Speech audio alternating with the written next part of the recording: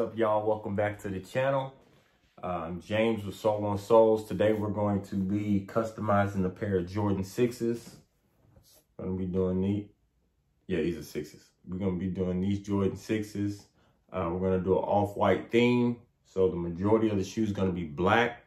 I'm also gonna dye the bottoms black. I'm gonna show you what dye I use or I prefer. I use Angelus and I use Dark Knight Official Soul Dye. I'm gonna put some links in the description for the Dark Knight Official. That's the one I'm gonna use today. And then we're gonna use these laces from Lace Lab. Best laces in the game. I'm gonna use one green one, one orange one. Although you get two in a pack to go for a pair of shoes, I'm gonna mix and match them. So I'm gonna put those links down in the description for those two. This is the dye that I'm gonna use. Again, it's from a company called Dark Knight Official Soul Dye. They got red, green, yellow, gum bottom color. I always suggest this, so I just created this. This was something I had laying around, and then I taped the top of it so I could rest my dye. I got a hole in the top of it so I could rest my dye. That's so important. When you're dyeing shoes, be sure to put your dye in something that won't move around, because once it spills, it's gonna stain everything. If it spills on that shoe, it's a wrap. If you spill it on your table or your cloths or whatever, it's a wrap. It's dye for a reason. It's gonna stick and it's gonna stain. So keep that in mind. Whenever I'm dyeing something, I always try to dye first.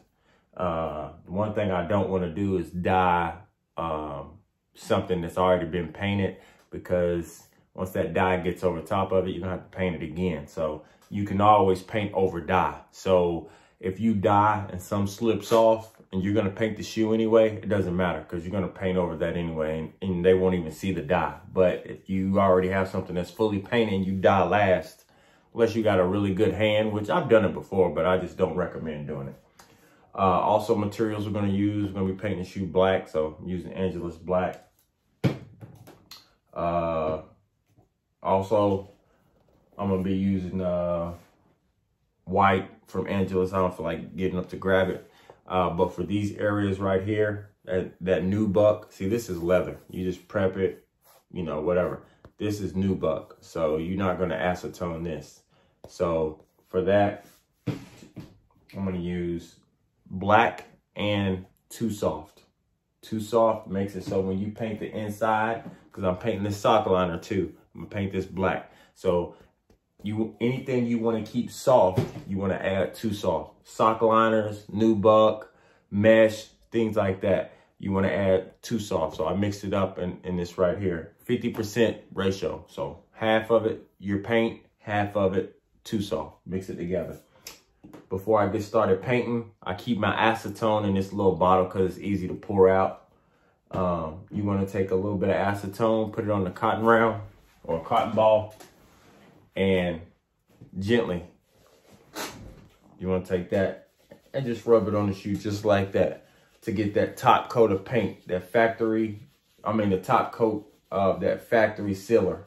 Once the shoes come from the factory, they have a sealer on there, you know, to kind of lock the paint in. You want to take that off because you're going to paint over it. So just do it just like that. You don't have to scrub real hard or anything like that. So the first thing we're going to do is prep up the shoe. I'm not going to tape it because I'm just going to freehand it. I'm not going to airbrush this one. I'm going to hand paint it. So we're going to tape up the shoe and not tape up the shoe. We're not taping up the shoe. We're going to prep the shoe first, and then I'm going to get into the dye. Yo, I forgot a step. I want to make sure I tell y'all about it. First, this is how a shoe looks after it's prepped. You'll see like the paint missing here, the paint missing there. I got some paint up here, but I wasn't really careful with it because I know I'm going to be painting that area. So it really doesn't matter if you get paint over there. But a step that I did miss that I want to make sure I tell you guys about, how to make your customs more durable, meaning people can wear them longer, they're not cracking, things like that. So after you acetone the shoe, that opens up the shoe so the paint can stick. This also helps it as well. Get you some sandpaper. Some sandpaper from Walmart, Amazon, Lowe's, Home Depot, anywhere pretty much. You want to make sure you sand the high tension areas. High tension meaning when people wear their shoes, what are the areas that receive the most traction or the most wear? It's going to be right across here, like that creasing area right there. You don't have to do it on the new buck, but do it on the leather. So right here, just take that sandpaper and do that. And then here, you want to do it here. So all across there, if it was leather, but that's new buck, we don't have to do it. This leather part, you want to do it.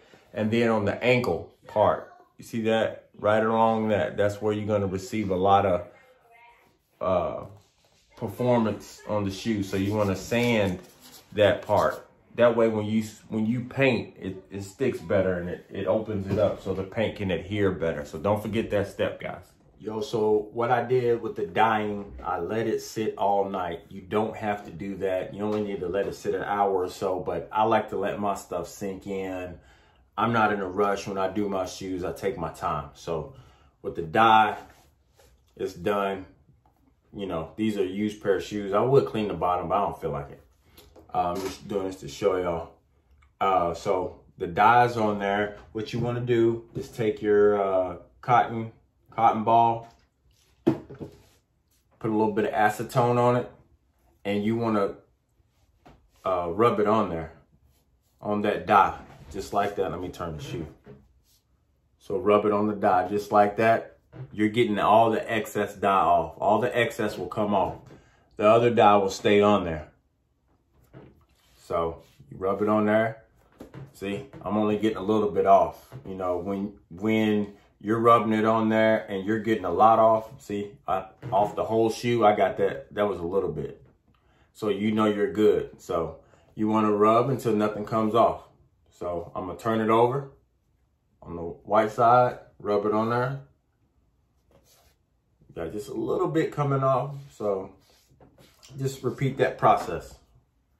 All right, so the shoe is all painted. As you can tell, the black is a different type of paint than this black here. We're gonna go ahead, we're gonna print our off-white stencils. We're gonna print it onto this vinyl. After we print it onto the vinyl, we're gonna take transfer tape, take it off of this and put it on the shoe. So I'm gonna bypass that step on the camera. I may do a separate video just showing y'all that how that looks. But so far, that's what the shoe looks like. I'm gonna use a silhouette portrait to get it taken care of. I'll be right back. All right, so another thing I try to do is I try to do an extra tip per video. This tip is for like doing stencils. Like that was a stencil. Let me show y'all. I don't know where the other one's at. I think this is it. No, I can't find it. But when you're airbrushing, put your airbrush on the lowest speed or the lowest pressure that will actually have some come out, simply because you don't want it to bleed underneath the stencil. So be careful with that. Put it on the lowest pressure when you're airbrushing. If you need an airbrush, you can get an airbrush. I get my airbrushes for like $20 off Amazon. They go all the way up to like $300, you know. My compressor, this thing cost me like $60 off eBay. I've had it for like, I want to say like 2.5 years. So easy things to get. You know, once you do your first couple pair of shoes, you'll be able to pay for stuff like that if you don't already have it.